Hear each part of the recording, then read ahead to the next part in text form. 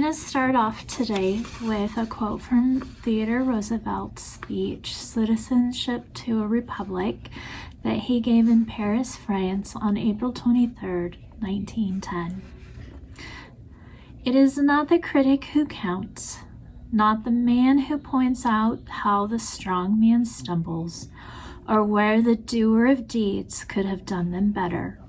The credit belongs to the man who is actually in the arena, whose face is marred by dust and sweat and blood, who strives valiantly, who errs and comes short again and again, because there is no effort without error and shortcoming, but who does actually strive to do the deeds, who knows the great enthusiasms, the great devotions, who spends himself in a worthy cause, who at the best knows the end, the triumph of high achievement, and who at the worst, if he fails, at least fails while daring greatly, so that his place shall never be with those cold and timid souls who know neither victory nor defeat.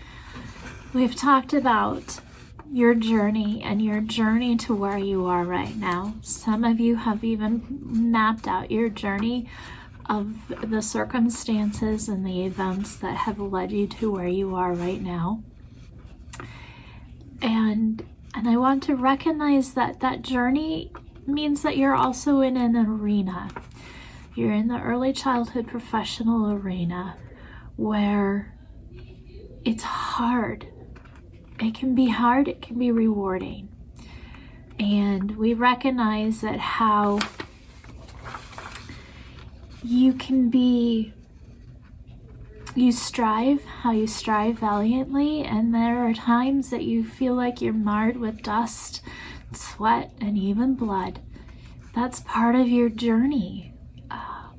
We also recognize that you wouldn't be able to have those highs achievements without error and shortcoming. Just as President Roosevelt says, there is no effort without error and shortcomings. We know that those are part of how you come to be where you are right now.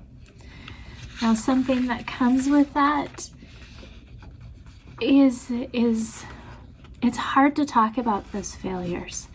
It's hard to recognize them. Yet they've shaped us more than those highs, those achievements that we've made. They don't feel as good without the failure. But something that comes with those failures is shame. It's that shame that you feel in not doing what you feel like you should have done. Brene Brown talks about shame in her book, Daring Greatly. Brene is a researcher. She researches vulnerability and shame. And this is what she says about shame. Shame is the fear of disconnection. It's the fear that something we've done or failed to do, an ideal that we've not lived up to, or a goal that we've not accomplished makes us unworthy of connection. She says we all have it. Shame is universal and one of the most primitive human emotions we experience. The only people who don't experience shame lack the capacity for empathy and human connection. Here's your choice. Fess up to experiencing shame or admit that you're a psychopath. She says this is the only time that shame looks like a good option. We're all afraid to talk about shame. The less we talk about shame, the more control it has over our lives. She also asks us to understand the difference between guilt and shame. Guilt is, I did something bad, whereas shame is, I am bad. To kind of connect this to your work with children is talking about right choices and bad choices, good choices, bad choices, right, wrong choices. Sometimes there's no right, sometimes there's no wrong. It's just choices, and do we like the consequence of that choice? When we label a child as, say, naughty, we have those children that just keep making those choices that drives us crazy, and they just seem like naughty children. When we label them as naughty, we are shaming them. We are saying that they are bad. I don't believe that children are bad. They don't choose to be bad. As we learn about the social emotional development of children, we understand that they have a hard time.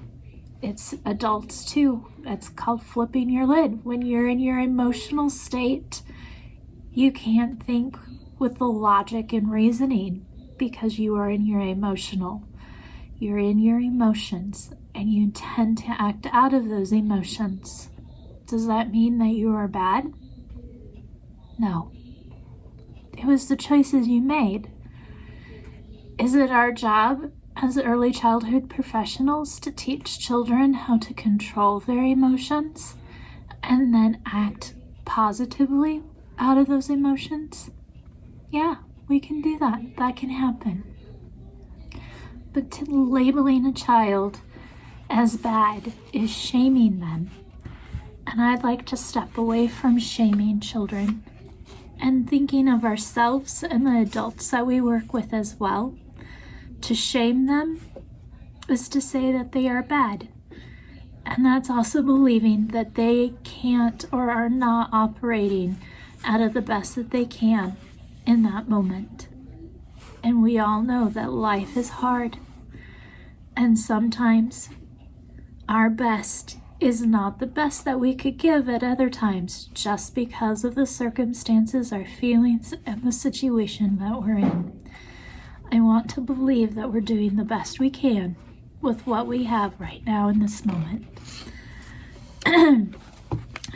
Brene talks about shame and then the antidote to shame. She says the antidote to shame is empathy.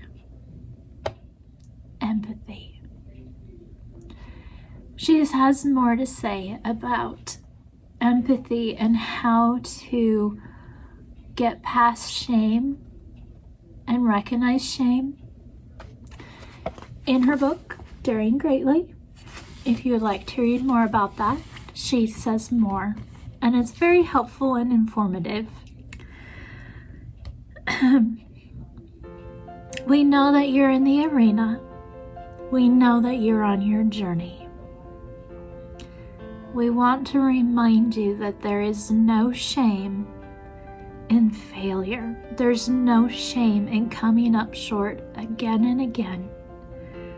We recognize your effort and we come alongside you.